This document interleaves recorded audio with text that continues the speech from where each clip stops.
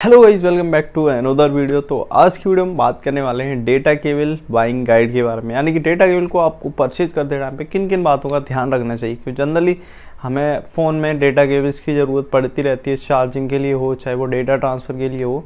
तो जनरली हम क्या करते हैं, जल्दबाजी में जाते हैं और कोई भी डेटा केबल उठा लाते हैं दुकान से और अपने यूज करने। बट आपको कई सारी चीज़ों का ध्यान रखना चाहिए डेटा केबल को परचेज करते टाइम पे, जिससे कि आप एक जेन्युइन और एक परफेक्ट डेटा केबल ले सके जो कि आपके लॉन्ग टर्म तक चलती रहे। सबसे पहले आपको चेक करना है कि आप जिस भी डिवाइस के लिए आप डेटा केबल परचेज करने जा रहे हैं उसका जो कनेक्टर है वो कौन सा है। लाइक USB टाइप A है, USB टाइप C है, या फिर अब आईफोन है तो लाइटनिंग केबल है या नहीं है।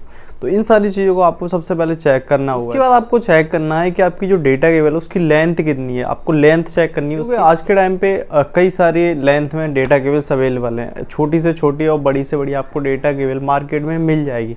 आपको एक ऐसी डेटा केबल परचेज करनी है जो आपकी नीड के अकॉर्डिंग परफेक्ट हो, ना ज़्यादा बड़ी हो ना छोटी हो। तो ये आप पे डिपेंड करता है कि आपको किस लेंथ की डेटा केबल की ज़रूरत है। अगर आपका छोटी में काम चल जाए तो आप उस साइज़ की ले सकते हैं। अगर आपका काम ज़्यादा बड़ी चाहिए, आपको जिस भी साइज़ की उसको आप अपने अकॉर्डिंग परचेज कर सकते हैं। उसके बाद आपको चेक करना है कि जो आपकी डेटा केबल है उसकी ड्यूरेबिलिटी कैसी है, मतलब वो लॉन्ग टर्म तक चलेगी भी या नहीं। क्योंकि डेटा केबल एक ऐसी चीज़ होती है जिसको हम जनरली कहीं भी जाते हैं तो लेके जाते हैं, अपना चार्जर है वो संग रहता है। क्योंकि कहीं भी हम उसको फोल्ड किया, जेब में डाल लिया, बैग में डाल लिया, तो कहीं भी फोल्ड होती रहती है, कहीं भी पड़ी रहती है। तो ऐसे में आपकी जो डेटा केबल है वो एक मजबूत डेटा केबल होनी चाहिए जिससे कि नॉर्मली जल्दी ख़राब ना हो। तो आपको एक ऐसी ड्यूरेबल डेटा केबल परचेज करनी है। उसके लिए आपको चेक करना है कि आपकी जो आउटर लेयर है डेटा केबल की वो मजबूत है या नहीं है।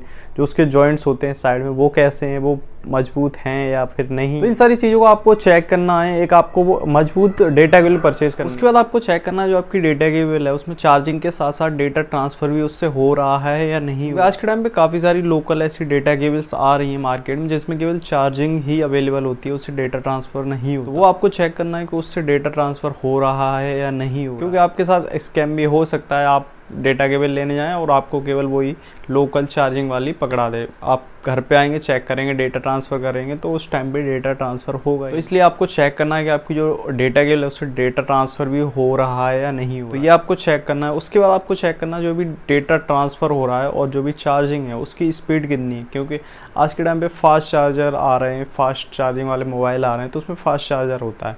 इनकेस आपकी जो ओरिजिनल डेटा केबल खो जाती है तो आप क्या करते हैं ना, दूसरी डेटा केबल लेने जाते हैं। तो उसमें क्या करते हैं ना, अगर आप ऐसी कोई भी डेटा केबल उठा लाएंगे तो उससे जो आपकी चार्जिंग स्पीड है वो स्लो रहेगी। तो आपको चेक करना है कि आपका जो एडेप्टर है वो कितने एम्पियर पावर दे रहा है। उतनी एम्पियर की आपको जो डेटा केबल है वो लेनी चाहिए, जिससे कि जो भी करंट आ रहा है, जितनी एम्पियर का आ रहा है, वो आपके मोबाइल तक पहुंच जाए। क्योंकि अगर आप लोकल डेटा केबल ले लेंगे तो उससे क्या होगा ना, एडेप्टर से तो पूरा करंट निकलेगा लेकिन आपके मोबाइल तक जो पूरा करंट है वो नहीं पहुंचेगा।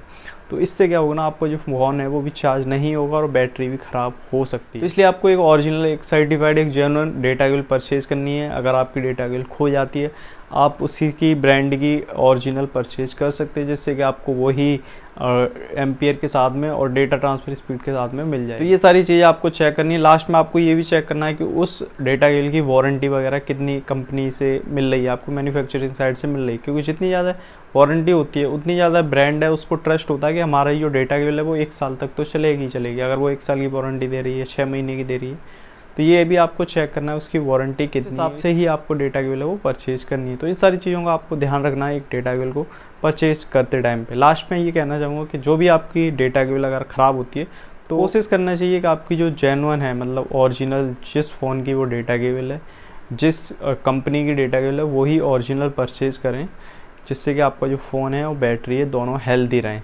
तो ये सारी चीज़ मैंने इसलिए बताई जिससे कि आप किसी भी स्कैम में ना फंसें। क्योंकि आज के टाइम पे काफ़ी सारे स्कैम हो रहे हैं।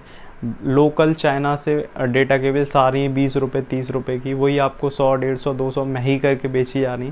तो इन सारी चीज़ों को आपको बच के रहना और एक जेन्युइन डेटा केबल परचेज करनी है। तो आई होप ये वीडियो आपको पसंद आए। वीडियो अच्छा लगा तो लाइक कर देना। चैनल पे पहली बार आए तो चैनल को सब्सक्राइब कर लेना इसी तरह की और भी इंटरेस्टिंग वीडियोज़ के लिए। Thank you so much for watching this video. मिलते हैं नेक्स्ट वीडियो में।